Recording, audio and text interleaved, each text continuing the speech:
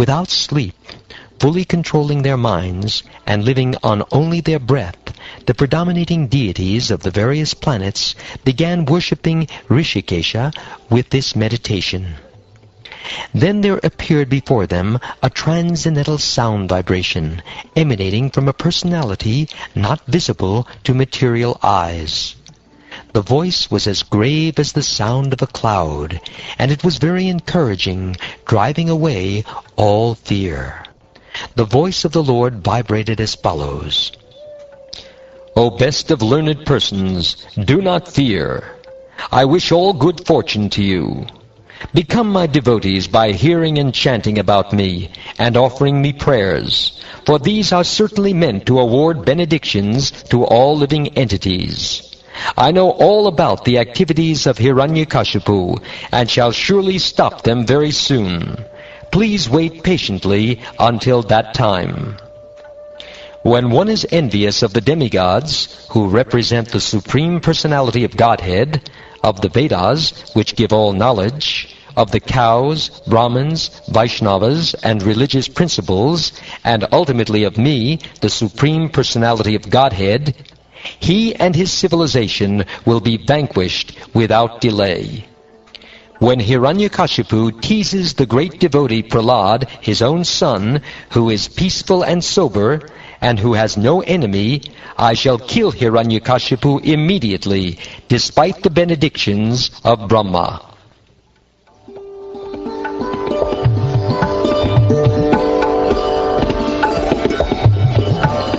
When the Supreme Personality of Godhead, the spiritual master of everyone, thus reassured all the demigods living in the heavenly planets, they offered their respectful obeisances unto him and returned, confident that the demon Hiranyakashipu was now practically dead. Hiranyakashipu had 4 wonderful, well-qualified sons, of whom the one named Prahlad was the best. Indeed, Prahlad was a reservoir of all transcendental qualities, because he was an unalloyed devotee of the personality of Godhead. He was completely cultured as a qualified Brahmin, having very good character, and being determined to understand the absolute truth. He had full control of his senses and mind. Like the Supersoul, he was kind to every living entity, and was the best friend of everyone. To respectable persons, he acted exactly like a menial servant. To the poor, he was like a father. To his equals, he was attached like a sympathetic brother. And he considered his teachers, spiritual masters, and older godbrothers to be as good as the Supreme Personality of Godhead. He was completely free from unnatural pride that might have arisen from his good education, riches, beauty, aristocracy, and so on. Although Prahlad Maharaj was born in a family of Asuras, he himself was not an Asura, but a great devotee of Lord Vishnu. Unlike the other Asuras, he was never envious of Vaishnavas. He was not agitated when put into danger, and he was neither directly nor indirectly interested in the fruitive activities described in the Vedas. Indeed, he considered everything material to be useless, and therefore he was completely devoid of material desires. He always controlled his senses and life air, and being of steady intelligence and determination, he subdued all lusty desires. O King, Prahlad Maharaj's good qualities are still glorified by learned saints and Vaishnavas. As all good qualities are always found existing in the Supreme Personality of Godhead, they also exist forever in his devotee, Prahlad Maharaj. In any assembly where there are discourses about saints and devotees, O King Yudhishthira, even the enemies of the demons, namely the demigods, what to speak of you, would cite Prahlad Maharaj as an example of a great devotee. Who could list the innumerable transcendental qualities of Prahlad Maharaj? He had unflinching faith in Vasudeva, Lord Krishna, and unalloyed devotion to him. His attachment to Lord Krishna was natural because of his previous devotional service. Although his good qualities cannot be enumerated, they prove that he was a great soul or Mahatma. From the very beginning of his childhood, Prahlad Maharaj was uninterested in childish playthings. Indeed, he gave them up altogether and remained silent and dull, being fully absorbed in Krishna consciousness. Since his mind was always affected by Krishna consciousness, he could not understand how the world goes on, being fully absorbed in the activities of sense gratification. Prahlad Maharaj was always absorbed in thought of Krishna. Thus, being always embraced by the Lord, he did not know how his bodily necessities, such as sitting, walking, eating, lying down, drinking, and talking, were being automatically performed. Because of advancement in Krishna consciousness, he sometimes cried, sometimes laughed, sometimes expressed jubilation, and sometimes sang loudly.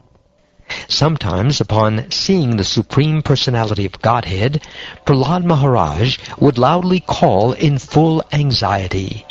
He sometimes lost his shyness in jubilation and began dancing in ecstasy. And sometimes, being fully absorbed in thoughts of Krishna, he felt oneness and imitated the pastimes of the Lord. Sometimes, feeling the touch of the Lord's lotus hands, he became spiritually jubilant and remained silent, his hair standing on end and tears gliding down from his half-closed eyes because of his love for the Lord. Because of his association with perfect unalloyed devotees who had nothing to do with anything material, Prahlad Maharaj constantly engaged in the service of the Lord's lotus feet. By seeing his bodily features when he was in perfect ecstasy, persons very poor in spiritual understanding became purified. In other words, Prahlad Maharaj bestowed upon them transcendental bliss. My dear King Yudhishthir, the demon Hiranyakashipu tormented this exalted, fortunate devotee, although Prahlad was his own son. O best of the saints among the demigods, O best of spiritual leaders, how did Hiranyakashipu give so much trouble to Prahlad Maharaj, the pure and exalted saint, although Prahlad was his own son? I wish to know about this subject from you. A father and mother are always affectionate to their children. When the children are disobedient, the parents chastise them, not due to enmity, but only for the child's instruction and welfare. How did Hiranyakashipu, the father of Prahlad Maharaj, chastise such a noble son?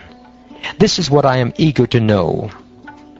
How is it possible for a father to be so violent toward an exalted son who is obedient, well-behaved, and respectful to his father? O Brahman, O Master, I have never heard of such a contradiction as an affectionate father's punishing his noble son with the intention of killing him. Kindly dissipate our doubts in this regard.